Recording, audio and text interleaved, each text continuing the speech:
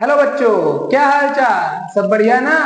जैसा कि हमने बताया था कि आपका होमवर्क जो दिया जाता है, डेली जो होमवर्क दिया जाता है जो क्लासेस से रिलेटेड, उसका होमवर्क संडे को अपलोड होगा। तो उसी के रेस्पेक्ट में आज संडे को यानी आपका होमवर्क से रिलेटेड ये क्लास चल रही है।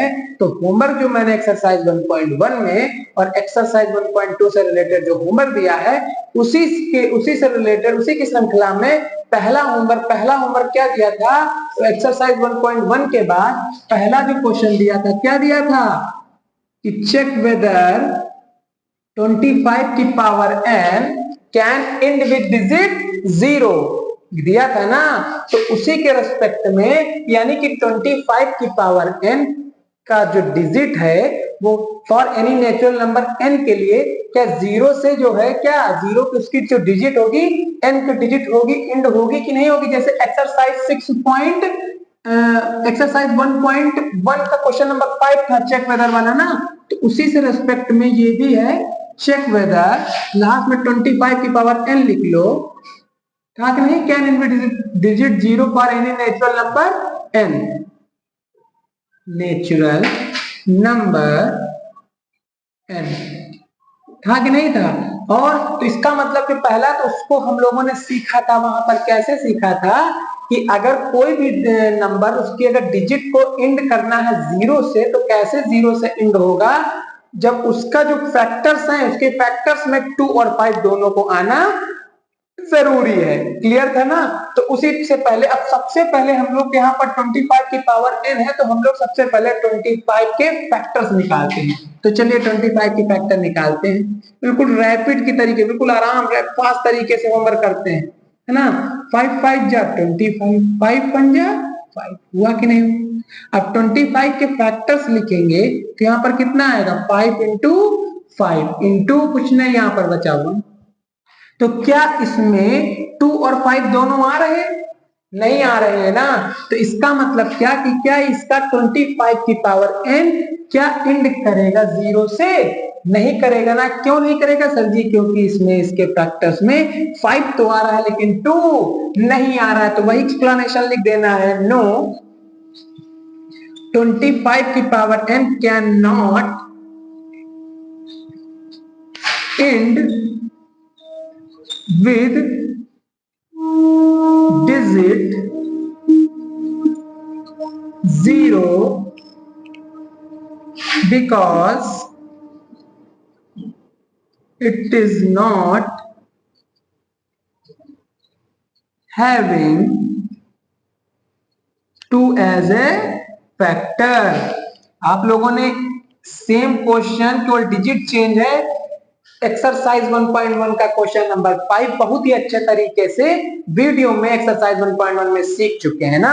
नहीं अगर सीखे हैं तो पहले फिर से वो वीडियो देखिए, फिर आप होमवर्क वाली वीडियो देखकर कंफर्म कर सकते हैं। उम्मीद करते हैं इससे पहले आप लोगों ने, सब लोगों ने होमवर्क करके कमेंट किया भी होगा, जिसने नहीं किया तो भी आप कमेंट कर सकते हैं और सबको आ गया होगा ना। उसके अलावा भी अगर मान लीजिए आपको नहीं आ रहा है तो उसके रिस्पेक्ट में वीडियो बनाई जा रही है, क्योंकि हम लोगों ने वादा किया था, जो वादा किया वो तो निभाएंगे ना। है कोई गाना कि नहीं गाना है? उसी तरीके से मैंने निभा दिया आप लोगों के सामने वादा ना। हर संडे को आपकी होमवर्क की वीडियो अपलोड होगी, ठीक? ये तो पहला आप इसको स्क्रीनशॉट ले सकते हैं। अब इसी में हमने दूसरा क्वेश्चन दिया था, क्या कि यहाँ पर कोई डिजिट चेंज हो गई थी। क्या था? क्या था डिजिट में? 30 की पावर n था कि नहीं था? क्या था भैया? 30 की पावर n, यानी कि 30 की पावर n का भी चेक वेदर करना था कि क्या वो डिजिट जो है उसकी जीरो से एंड करेगी कि नहीं करेगी। तो सबसे पहला टारगेट क्या? फैक्टर्स निकालने। 30 के फैक्टर्स निकाल लेते हैं। 2 से करेंगे, 2 1 जा 2, यहाँ पर हो जाएगा 2 5 जा 10, फिर 3 5 जा 15, फिर 5 1 जा 5। आप लोग फैक्टर्स निकालना अच्छे से सीख चुके हैं तो आप लोगों को आ गया होगा। अब बताइए 30 के फैक्टर्स में 2 भी है, 3 भी है, 5 भी है, 1 भी है। मैंडेटरी क्या था, जरूरी क्या था? 2 और 5 दोनों है ना, दोनों इसकी फैमिली से बिलोंग करते हैं। तो क्या इसकी डिजिट इंड करेगी जीरो से? बिल्कुल करेगी सर जी, और वास्तव में दिख भी रहा है कि यहाँ पर जीरो से इंड कर रहा है। तो इट मींस हमने एक चीज क्लियर कर ली है, यस 30 की power n can end with digit 0 because it having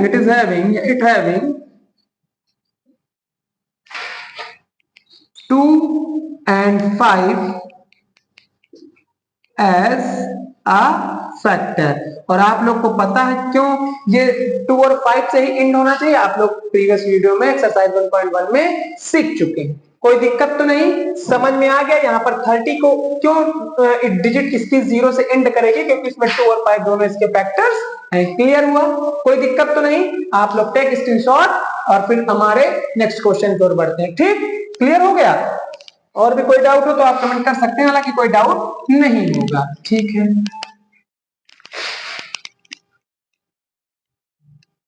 अब आपका जो क्वेश्चन नंबर 3 था, यानी कि क्वेश्चन नंबर एक्सरसाइज 1.1 के तो होमवर्क कंप्लीट हो गए।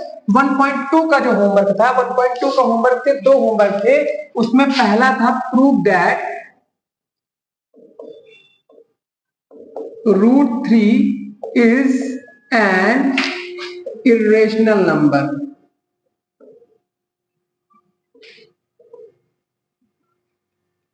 क्या था इसमें? 1.2 का ये होमवर्क है। क्या था? पहला क्वेश्चन था prove that √3 is an irrational number. आप लोग √2 और √5 को अच्छे से सीख चुके हैं, लेकिन फिर भी अब √3 का बताना आपको होमवर्क दिया था, तो होमवर्क करते हैं। कैसे करते हैं आप लोग को पता है कि सबसे पहले अगर जो इरेशनल उसको उल्टा मान के चलना था ना, वहां पे सीख चुके हैं। तो यहां पर भी क्या था?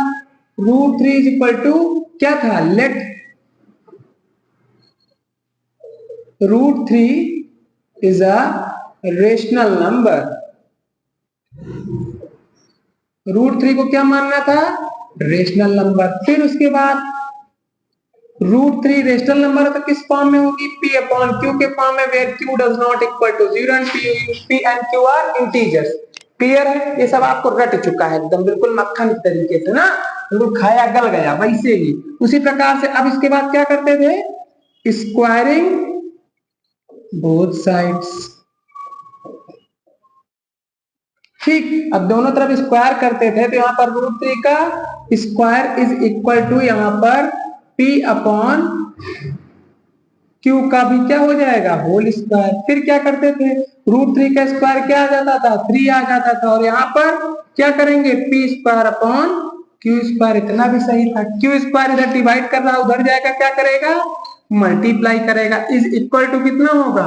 p square. इतना भी क्लियर है। 3 इधर मल्टीप्लाई कर रहा है, उधर जाएगा क्या करेगा? डिवाइड करेगा। ठीक है, तो ये आप लोग डिविजिबिलिटी पढ़ चुके हैं। डिविजिबिलिटी क्या थी कि अगर कोई भी नंबर दूसरी नंबर से किसी दूसरी नंबर से डिवाइड होती है तो उसका स्क्वायर भी उसी नंबर से डिवाइड होता है। एक्सपेरिमेंट करके सीख चुके थे ना कि लाइक 4 अगर डिवाइड कर रहा है 2 से कितने टाइम में? 2 टाइम्स में। तो अगर 4 का स्क्वायर किया जाए, 4 का स्क्वायर कितना है? अगर 4 का स्क्वायर किया जाए, अगर उसको 2 से डिवाइड किया जाए तो 4 का स्क्वायर 16 कितने टाइम में कट जाएगा? 8 टाइम में कट जाएगा ना। आप लोग एक्सपेरिमेंट कर चुके हैं क्लास वाली वीडियो में, एक्सरसाइज वाली वीडियो में ना। तो अब हम लोग यहाँ पर डायरेक्ट लिख सकते हैं ना। क्या लिख सकते हैं कि yes q square is if p square is divisible by 3 then p is also divisible by 3। ठीक है, तो if p square is divisible by 3 then p is also divisible by 3। इतना क्लियर हुआ? यानी कि p स्क्वायर अगर divisible है 3 से तो p भी डिविजिबल होगा 3 से। आपको ये बात क्लियर हो गई? अच्छा, p से अगर p डिविजिबल होगा 3 से तो कितनी टाइम में होगा? तो मुझे नहीं पता, तो हम लोग क्या मानते थे?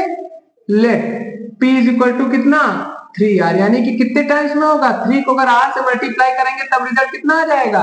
p आ जाएगा। ठीक है, तो यहाँ पर इसको इक्वेशन हम लोग सेकंड बनाते थे और इसको इक्वेशन फर्स्ट बनाते थे। तो from equation first and second, from equation first and second, या फर्स्ट और सेकेंड से करते थे तो यहाँ पर p के प्लेस पे 3r को कॉपी करते थे और क्या करते थे, पेस्ट करते थे। तो यहाँ पर p के प्लेस पे क्या रखेंगे, 3r रखेंगे, इसका होल स्क्वायर अपॉन नीचे 3q square is equal to 3r का स्क्वायर होगा तो कितना, 3 का स्क्वायर 9r का स्क्वायर 9r स्क्वायर अपॉन 3, 3 3 जा 9, q square is equal to 3r square. कितना क्लियर हुआ। अब यहाँ पर 3 मल्टीप्लाई कर रहा है, इधर आएगा क्या करेगा, डिवाइड करेगा। जो कहानी हम लोग p के रेस्पेक्ट में किए थे वही सेम कहानी हमको यहाँ पर भी करनी, यानी q स्क्वायर अगर 3 से डिविजिबल है और इसका रिजल्ट कितना आ रहा है, r स्क्वायर आ रहा है, उसी प्रकार से q भी डिविजिबल होगा 3 से। तो वही चीज लिख ले, if q square is divisible by 3, then q is also divisible by 3। ठीक, अब मुझे पता चल गया q भी डिविजिबल है 3 से, p भी डिविजिबल है 3 से, यानी इन दोनों में कॉमन फैक्टर क्या है, 3। तो अगर 3 कॉमन फैक्टर है तो अगर जिसमें अगर ऐसी नंबर जो खुद से डिविजिबल हो और दूसरे नंबर से भी डिविजिबल हो तो वो ऐसी नंबर कैसी नंबर होती है, कंपोजिट नंबर। तो इट मींस हम लोगों ने क्लियर कर लिया कि अगर 3 और p और q का 3 कॉमन फैक्टर है तो p और q भी कैसी नंबर हो जाएंगे, कंपोजिट नंबर। यस, यहाँ पर लिख लेना 3, इसको इसे डिवाइड कर लो तो आप लोगों को क्लियर हो जाए। Yes, 3 is a common factor of p and q, then p upon q is a composite number, या p and q are composite number. फिर अगले स्टेप पे p अपॉन q लिख सकते हो, है ना, सेम है। अगर p upon q is a composite number है तो इट मींस ये भी मुझे क्लियर हो गया क्या, p अपॉन q को मैंने क्या माना था, √3। √3 भी क्या हो जाएगा, √3 इज इक्वल टू कैसा नंबर, कंपोजिट नंबर। अगर एक कंपोजिट नंबर है तो ये भी चीज क्लियर है कि every composite number is a rational number. तो √3 भी कैसा नंबर हो जाएगा, rational number. √3 is a rational number.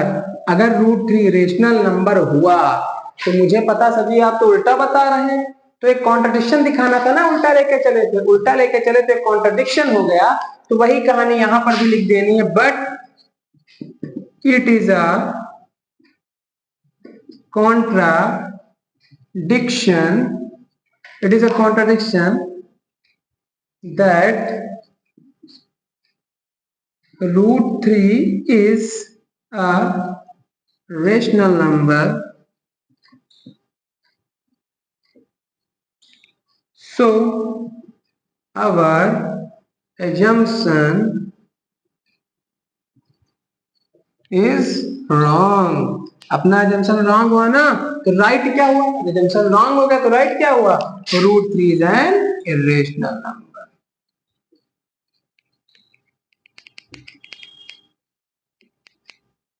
√3 is an irrational number. फिर समझ सकते हैं √3 क्या था, इरेशनल प्रूफ करना था, हम लोगों को क्या मानना है, उल्टा मानना है। तो √3 को मैंने क्या माना है, रेशनल नंबर।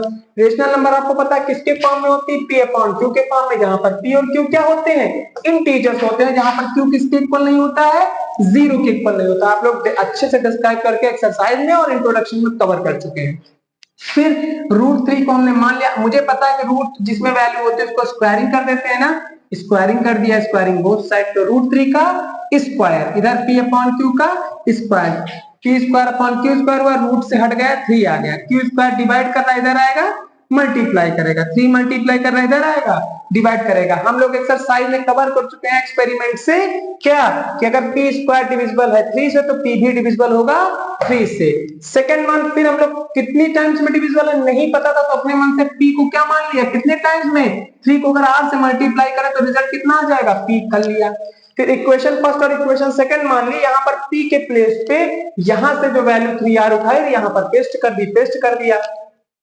तो 3r का होल स्क्वायर, क्योंकि p का स्क्वायर है, ठीक है। उसके बाद यहाँ पर q स्क्वायर 3r का होल स्क्वायर अपॉन 3, 3 का स्क्वायर कितना होगा 9r स्क्वायर अपॉन 3, 3 3 जा 9, 3r स्क्वायर होगा। 3 मल्टीप्लाई कर रहा है तो इधर आएगा, डिवाइड करेगा। जो कहानी हमने p स्क्वायर के रिस्पेक्ट में लिखी वही कहानी हमको q स्क्वायर के भी रिस्पेक्ट में लिख देनी है, क्योंकि क्या बताइए आप लोग, अगर q स्क्वायर डिविजिबल है किससे, 3 से, तो q भी किससे डिविजिबल होगा, 3 से, हमको पता। अब 3 से डिविजिबल q भी है, यानी कि 3 के टेबल में q भी आता है, 3 के टेबल में p भी आता है, यानी कि 3 में के टेबल में दोनों आते हैं, यानी 3 के फैमिली में हो गए ना। तो दोनों का कॉमन फैक्टर क्या हुआ, 3 इज अ कॉमन, यानी कि 3 का रिश्तेदार p भी है, 3 का रिश्तेदार q भी है। तो दोनों के रिश्ते p और q के दोनों का रिश्तेदार कौन हुआ, 3 हुआ, तो भाई कॉमन रिश्तेदार यानी कॉमन फैक्टर। और p and q, then p अगर दोनों फैक्टर है, कॉमन नंबर है, तो यानी कि अपने नंबर के अलावा दूसरे से भी डिविजिबल है, तो जाहिर सी बात है कंपोजिट नंबर होगी। p अपॉन q को मैंने कंपोजिट मान लिया, कंपोजिट मान लिया, तो p अपॉन q को मैंने क्या माना था, √3 माना था। √3 भी क्या हो जाएगा, कंपोजिट, कंपोजिट है तो रेशनल भी है। लेकिन सर जी आपसे उल्टा बता रहे हैं, तो उल्टा बताने के लिए तो माने थे ना, तो मान लिया, तो but it is a contradiction, एक कॉन्ट्रडिक्शन, विरोधाभास हुआ। देन क्या विरोधाभास हुआ कि √3 इज अ रेशनल नंबर नहीं है, तो रॉन्ग, अपना एजम्पशन क्या हो गया, रॉन्ग। तो √3 is an irrational number. Clear हुआ, आप टेक स्क्रीनशॉट, आप लोग स्क्रीनशॉट इसका ले सकते हैं। फिर आपको बस अब इसमें मेहनत नहीं करनी, हमको तो नहीं करनी है, क्योंकि इसमें मार्कर के भी दी, क्यों, क्योंकि व्हाइट बोर्ड है, इरेज हो जाएगा ना। और आप लोग तो कर सकते हैं। यहां पर क्या दूसरा क्वेश्चन मैंने दिया था, दूसरा क्वेश्चन हम लोगों ने दिया था क्या, √7 ना। आप लोग ऐसा ना कर देना, हालांकि आप लोगों को आ गया होगा, हम चाहते हैं कि ये होमवर्क वाली वीडियो जरूर अपलोड कर रहे हैं, लेकिन आप अपने रिवीजन के लिए इसको रखें। आप लोग सभी लोग अपने मन से पहले ही होमवर्क कर चुके हो, तो बहुत अच्छी बात है ना। सबको आ गया तो इससे ये सेटिस्फैक्शन मुझे मिलेगा कि आपको एक्सरसाइज से ही सब कुछ समझ में आ गया। आ गया कि नहीं आ गया। एक टीचर का काम क्या है, बच्चों को अपने सेटिस्फाई करना 100% ना। और बच्चे अगर पहले ही वीडियो, पहले ही क्लास में सेटिस्फाई हो जाए, तभी तो मजा आती है कि नहीं मजा आती। कैसे मजा आ जाएगी भैया बताओ, क्यों ऐसे आएगी क्या। तो आप लोग, ये हम लोग उसी में करे दे रहे हैं, लेकिन आप लोग को ऐसे नहीं करना। क्लियर हुआ, नहीं क्लियर हुआ भैया बताओ। 3 को रिप्लेस हम लोग कर रहे हैं किससे, 7 से, क्योंकि √7 की वैल्यू थी यहां पर, ठीक। √7 को हम लोगों को प्रूफ करना था, तो √7 प्रूफ होने वाला है, हो गया। जादू दिखा दिया ना सर, कैसे जादू दिखाया देखो। √7 को भी यही करना था, सेम कहानी। इसका मतलब आप लोगों ने एक चीज सीख ली कि एक वैल्यू आपको √2 या √5 या √3 √7 में से कुछ भी एक क्लियर हो गया, तो आप सारी वैल्यू का सेम सिस्टम, बस फिर अपनी जो है डिजिट को क्या करना है, चेंज करना है। तो prove that √7 is an irrational number था। सेम कहानी, 7 को क्या कर रहा, रेशनल नंबर मान लिया। फिर √7 इक्वल टू रेशनल नंबर, आपको पता है p और q के p अपॉन q के फॉर्म में, तो यहाँ पर q किसके इक्वल नहीं होता, 0 के इक्वल। p और q क्या होते हैं, इंटीजर, सब रट गया सर जी ना। फिर स्क्वायरिंग बोथ साइड कर दिया। √7 का स्क्वायर क्या, 7 आया इधर, p square upon q square. यहाँ पर q स्क्वायर डिवाइड इधर जाएगा, मल्टीप्लाई 7 मल्टीप्लाई इधर जाएगा, डिवाइड, ये भी क्लियर हो गया। फिर p स्क्वायर अगर डिविजिबल है 7 से, तो p भी डिविजिबल होगा किससे, 7 से, ठीक है। मुझे पता है कितने टाइम में 7 के, तो नहीं पता, तो कितने टाइम मान लिया, r टाइम मान लिया, r टाइम मान लिया, तो q square is equal to 7r whole. अब p के प्लेस पे यहाँ पर क्या था, 7r था, यहाँ पर पुट कर दिया, 7r का होल स्क्वायर अपॉन 7, 7 का स्क्वायर 49 और r स्क्वायर अपॉन 7, 7 7 जा 49। क्लियर हुआ, कोई दिक्कत तो नहीं, ठीक है। 7 मल्टीप्लाई करना इधर आएगा, डिवाइड करेगा, इतना भी क्लियर हो गया। अब 7, सेम कहानी जो हमने p स्क्वायर के लिए लिखी, यहां पर भी लिख देंगे, यानी q स्क्वायर से डिविजिबल है 7 से, तो q भी डिविजिबल होगा 7 से। अगर डिविजिबल है तो 7 क्या है, कॉमन फैक्टर है किसका, p और q का। क्यों, क्योंकि 7 से डिविजिबल q भी है, 7 से डिविजिबल p भी है। अब दोनों कॉमन फैक्टर हो गए, तो p और q दोनों कंपोजिट नंबर हो, तो हम लोग बार बार ना लिखकर कोई डायरेक्ट लिख देते हैं p अपॉन q कैसा है, composite number. p upon q composite है, तो p अपॉन q की वैल्यू किसके इक्वल मानी थी, √7 के। √7 भी कंपोजिट होगा, कंपोजिट हुआ तो रेशनल, तो क्लियर है, तो रेशनल नंबर भी उनका क्लियर। लेकिन सर फिर ये उनका कॉन्ट्रडिक्शन, क्योंकि प्राइम नंबर है, रूट के अंदर है, तो आप लोग, आपने बताया है इरेशनल होती है स्क्वायर रूट को छोड़कर, अगर कोई भी नंबर स्क्वायर में है तो स्क्वायर रूट में है तो सर हाँ यही तो कॉन्ट्रडिक्शन दिखाना है, कॉन्ट्रडिक्शन हो गया, but it is a contradiction that root 7 is a rational number, so our assumption is wrong. तो राइट क्या हुआ, root 7 is an irrational number. आपको क्लियर हो गया, कोई दिक्कत तो नहीं? अगर दिक्कत नहीं है आपको, मैंने जो वादा किया था, हम लोगों ने, हमने और सुधांशु सर ने, अभी आपके कुछ ही समय में सुधांशु सर भी होमवर्क की क्लास लेंगे, ठीक है? तो उसके अलावा जो भी आपको कोई दिक्कत हो आप लोग कमेंट बॉक्स में मेंशन कर सकते हैं। उम्मीद करते हैं होमवर्क से पहले ही आपको सब कुछ क्लियर हो गया होगा। नहीं भी क्लियर हो गया तो इस होमवर्क वाली वीडियो अपलोड करने का बस यही उद्देश्य था कि आप लोगों को सब कुछ समझ में आ जाए। जो वादा किया था उसको निभाया है।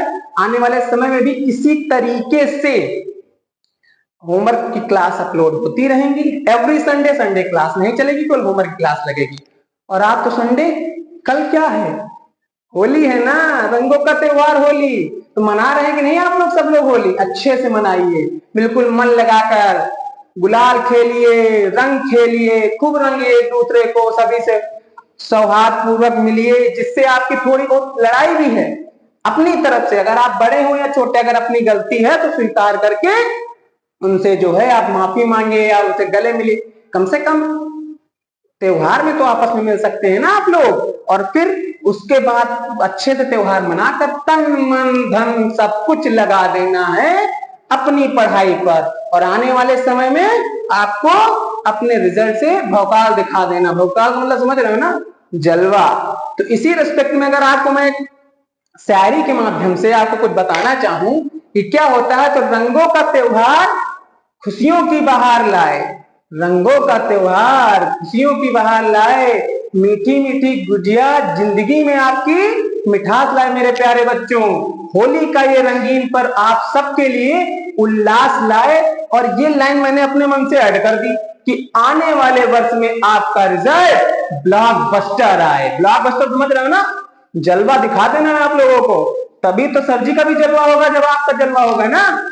बस आने वाले वक्त में आपका रिजल्ट कैसा आना चाहिए, बिल्कुल एकदम ब्लॉकबस्टर आना चाहिए। एक भी परसेंट कुछ भी डाउन नहीं करना है, बिल्कुल आग लगा देनी। आग का मतलब समझ रहे ना, 90 प्लस, 95 प्लस, 96 प्लस। समझ में आया नहीं आया?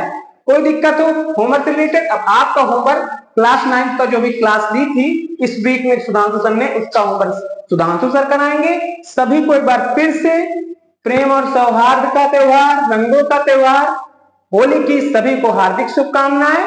बहुत ही अच्छे से अनंत अनंत अनंत शुभकामनाएं, शेष शुभकामनाएं।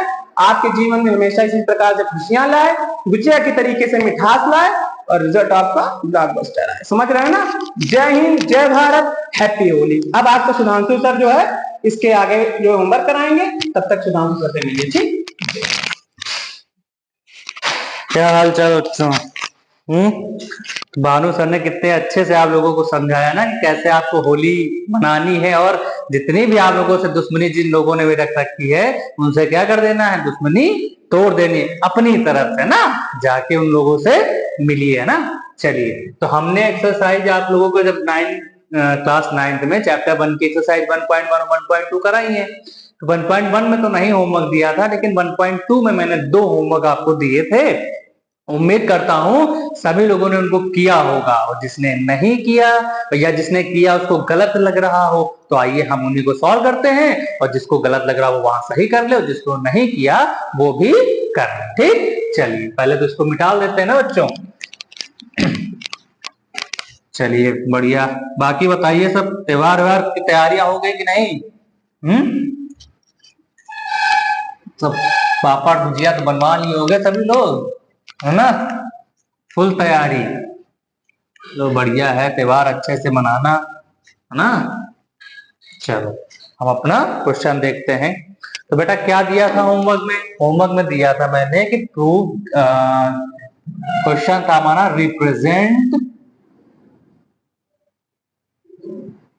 √8 एंड √6 ऑन नंबर लाइन। यही तो था कि √8 को और √6 को नंबर लाइन पे रिप्रेजेंट करना है। से सिंपल। तो पहला एक एक करते हैं ना, पहले √8 कर लेते हैं, फिर √6 करते हैं। तो पहला √8 कर लेते हैं। तो मैंने बताया था जब भी नंबर लाइन पर रिप्रेजेंट करना हो तो उसका एक फॉर्मूला ये, मतलब एक पहला स्टेप ये कि उसको तोड़ो। क्या करो, जो डिजिट अंदर दे रखी है उसको क्या कर दो, तोड़ दो। तो तोड़ने में अगर मैं 8 को ऐसे लिखूं 4+4, क्या सही है?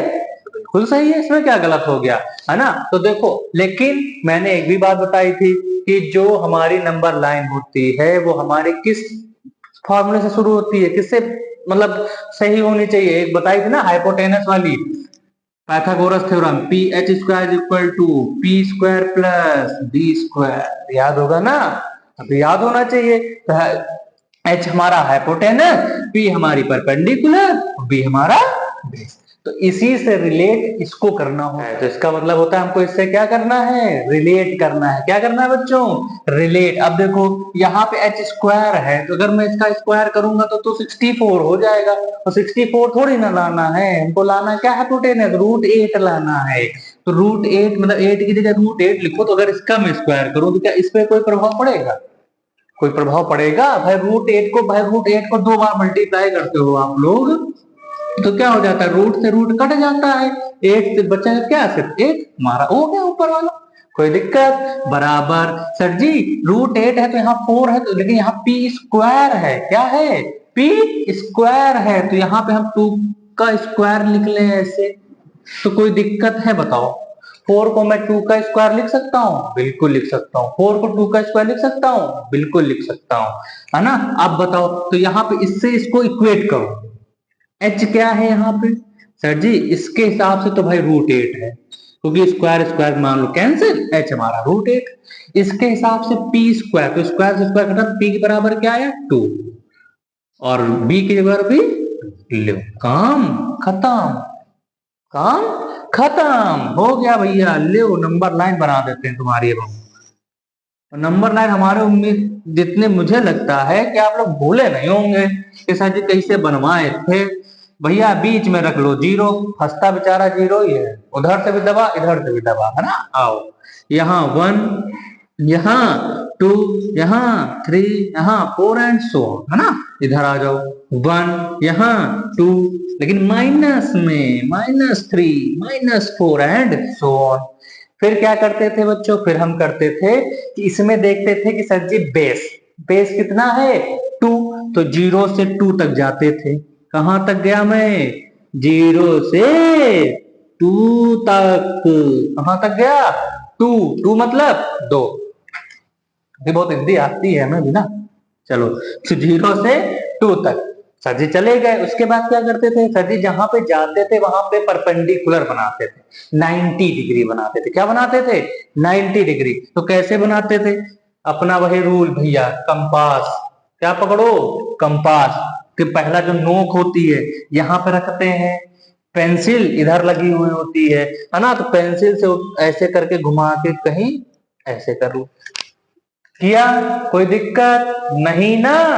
चलो अब फिर जो बिना डिस्टर्ब किए, जो हमारा यहां से नापे थे ना ये वाला, इसको बिना डिस्टर्ब किए पहला आर्क मारो, फिर इस पे रखो, दूसरा आर्क मारो, एंड सिंपल, सो सिंपल। अब क्या करते थे, सर जी थोड़ा कंपास फैला लो, यहाँ पे रखो और यहाँ आर्क मार दो, इसी तरह यहाँ पे रखो और यहाँ आर्क मार दो, मार दिया। अब क्या करें, अब सर जी इसको ले जाके 2 पे जोड़, सीधी लाइन होगी हमारी। थोड़ा अब इससे बना रहे हैं ना, पेंसिल से बनाए होते तो और तगड़ा बना देता हूँ, लेकिन अब भाई इससे बना रहे हैं, तुम लोग पेंसिल से बना लेना ना। तो उसके बाद क्या करते थे, परपेंडिकुलर लाइन बन गई, परपेंडिकुलर, लेकिन है कितना, है कितना, है कितना, 2 है, कितना है 2 है। तो यहां से स्केल से नाप लो और आर्क मारना है कंपास से, यहां रखो 2 पे आर्क, कुछ ऐसा आएगा 2। कोई दिक्कत, दुख दर्द पीड़ा नहीं होनी चाहिए ना। चलो अब क्या करते थे, सर जी आर्क मारते थे और जहां से शुरू किया था 0 से इसको मिला देते थे, मिला देते थे। ये वैल्यू क्या हो गई, √8, क्योंकि यहां से यहां तक की तो 2 है परपेंडिकुलर, ये यहां से यहां तक की 2 बेस हो गई, और हाइपोटेनस क्या थी, √8, तो ये हो गए √8। तो क्या रिप्रेजेंटेशन ये सही है, इतना ही है? नहीं भाई, इतना कैसे हो सकता है? फिर मैंने तुमको बताया था कि जो कंपास हो उसको एक नोक यहाँ, दूसरी नोक वहां पे, मेरा हाथ ही नहीं जा रहा, नहीं जा रहा ना, क्या करे, बड़ा बन गया है। ठीक, अब देखो उसके बाद क्या करते थे, बिना उसको हिलाए बढ़ते हुए धीरे धीरे धीरे धीरे जाओ और नीचे कहीं कट कर दो। हमेशा याद रखना 2 और 3 के बीच में कहीं कट हो जाएगा, वही वैल्यू हमें रूट 8 दे देगी। ये नाप लोगे, नाप लिया, उसको ऐसे पकड़ो और आगे चल के कहीं इसमें कट कर दो, है ना, पेंसिल से। इसको मत यहां से हिलाना, वहां जाके कट कर देना। कर दिया, और जहां पे कट होगा वही वैल्यू रूट 8। आया समझ में? कोई दिक्कत नहीं ना? तो पहला नियम तोड़ना, दूसरा नियम पाइथागोरस से इसको रिलेट करना, इसके हिसाब से इसको बनाना, यहाँ स्क्वायर है तो स्क्वायर के ही फॉर्म में लिखना। फिर हमको पी भी पता चल गया और बेस भी पता चल गया। जी बेस कितना था 2, 0 से 2 गए, 2 से परपेंडिकुलर 90 डिग्री बनाया, परपेंडिकुलर लाइन बनाई और 2 पे आर्क मारा, तो 2 से यहाँ जोड़ दिया, उसको क्या किया, मेजर कर लिया और जाके अपनी नंबर लाइन पे कट कर दिया, रूट 8 की वैल्यू नंबर लाइन पे रिप्रेजेंट हो गई। कोई दिक्कत नहीं ना? अब आते हैं हम अपने अगले क्वेश्चन पे जो दिया था रूट 6। क्या दिया था बच्चों? रूट 6 दिया था। इसको आप लोग स्क्रीनशॉट ले लीजिए और मन लगा के इसको करिए। चलिए करते हैं हम अपना अगला क्वेश्चन। उबते तो नहीं हो हम लोग की वीडियो देख के, है ना? उबा मत करो, गणित ऐसा सब्जेक्ट है इसमें उबने वाला कोई काम ही नहीं है। मन लगा के पढ़ो बस, है ना? उबोगे तो कैसे काम चलेगा। चलो क्या आया, रूट 6 आया। सर जी इसको कैसे करें? ये तो बड़ा गंभीर समस्या मुद्दा हो गया आपका। तो पहला स्टेप तोड़ना, क्या कर देना, तोड़ देना। किसको? 6 को। कैसे तोड़ोगे सर जी? 5 + 1 ऐसे तोड़ोगे हैं? कोई दिक्कत है? और मैं जैसे ऐसे इसको ऐसे तोड़ दूं,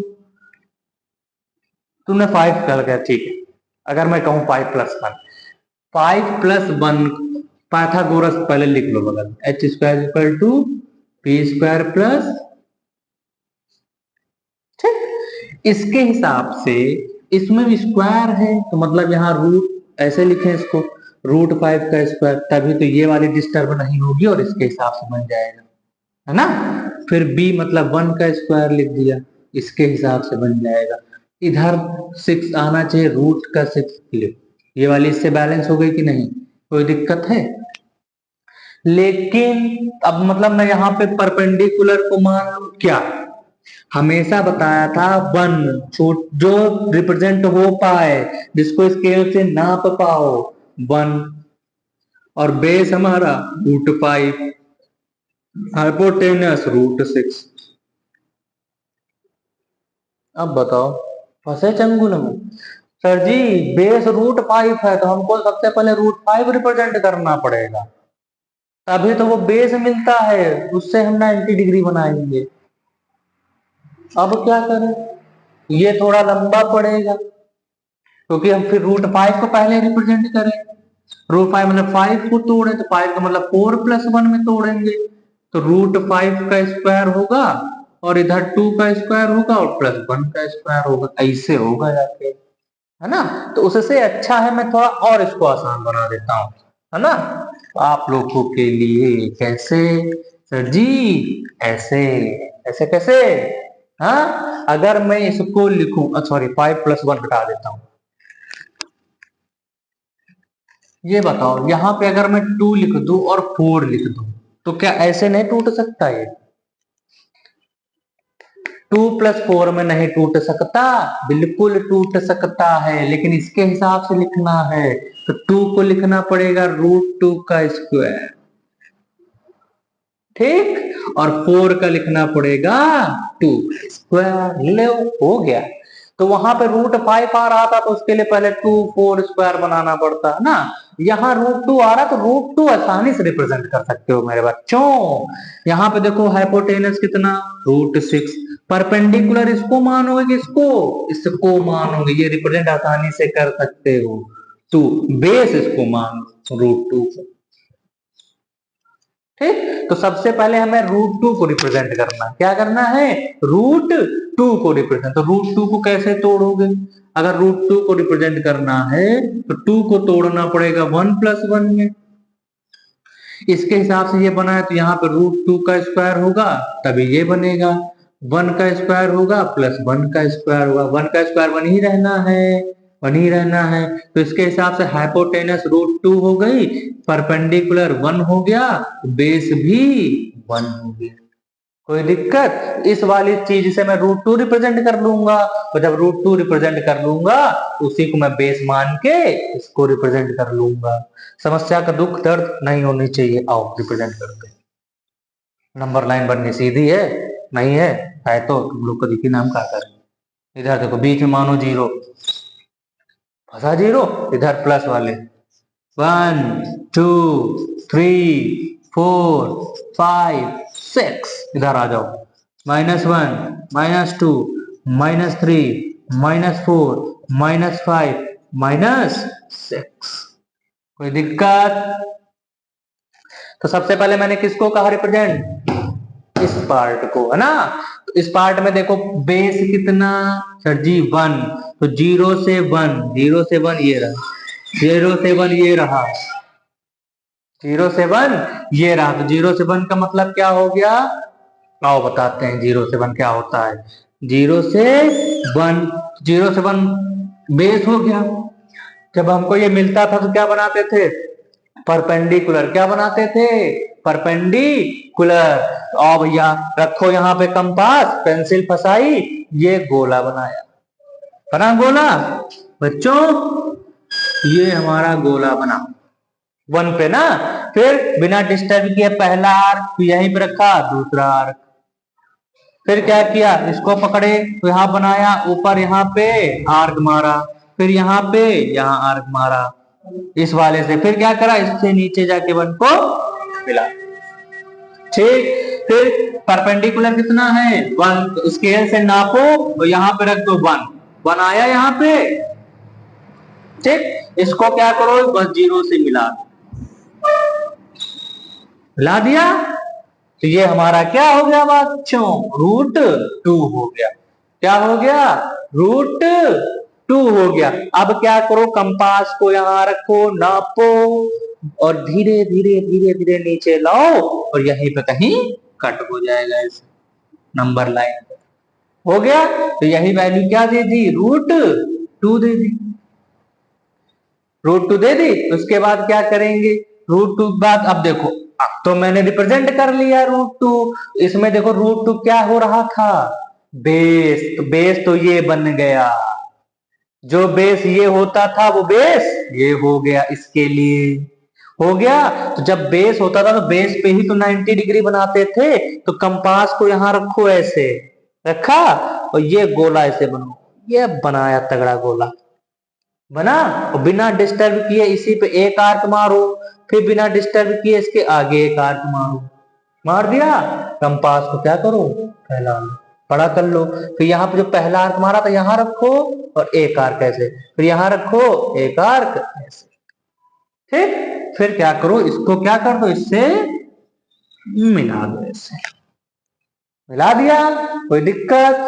फिर क्या करो? 0 से जहां कट करते हो वहां पर मिला दो, ठीक। फिर ये क्या वैल्यू हो गई? √6। ओ गलती हो गई बच्चों, यहां हम लोगों ने क्या किया? परपेंडिकुलर को 2 माना ही नहीं, परपेंडिकुलर को कितना मानना था? मैंने डायरेक्ट मार दिया जल्दी जल्दी ना। देखो यहाँ गलती हो गई, आप लोग भी नहीं बताए। रुक जाओ रुक जाओ रुक जाओ रुक जाओ, बस 2 मिनट की बात। ये तो हमारा यहां तक सही है, कहां गलती हो गई? सर जी परपेंडिकुलर तो 2 था, आपने माना ही नहीं। तो आओ स्केल से नाप लो, मेरी गलती के लिए क्षमा प्रार्थी, माफ कर दोगे ना? ठीक। यहाँ पे क्या करो? 2 मानो, परपेंडिकुलर 2 माना तो यहां कट, हुआ, टू नाप लेना, इसमें नहीं नापते बना ना, टू नाप लेना। और फिर इस जहां पर टू आएगा वो लाइन होती है हमारी, है ना, ये लाइन हो गई ऐसे, कोई दिक्कत नहीं ना। फिर क्या करो, जो स्केल है नाप लो, मतलब हमारी वो कंपास, कंपास रखो, यहां रखो, यहां रखो, रख लिया। कैसे रखोगे भाई, यहां पे रखोगे ऐसे, पेंसिल है ना, ऐसे रखोगे, धीरे धीरे धीरे धीरे कहाँ लाओगे इसको, धीरे धीरे धीरे लाओ, लाते लाते कहाँ जाएगा, यहाँ पे 2 और 3 के बीच में, कहाँ आएगा, 2 और 3 के बीच में कहीं आएगा। ठीक, तो वैल्यू ये जो बीच में आएगी यही वैल्यू क्या हो गई, √6 हो गया। कोई दिक्कत नहीं ना, समझ में आ गया ना। ना समझ में आया हो फिर से इस वीडियो को देखना, और अच्छे से समझ में आया तो मैंने क्लास की वीडियो में अच्छे से इसको समझा रखा है, वहां पे जाके देख लेना ना। बार बार देखोगे तभी कोई चीज आएगी। देखो, एक बार में नहीं आती कोई चीज, 2 बार में नहीं, 3, कब तक नहीं आएगी। आप लोग हार मत मानो, समस्या अपने आप हल होगी। ठीक, उसी तरह से 2 क्वेश्चन दिए थे मैंने आपको, 2 मैंने करा दिए। जिसने किए होंगे अच्छी बात, जिसने नहीं किए यहां से कर ले।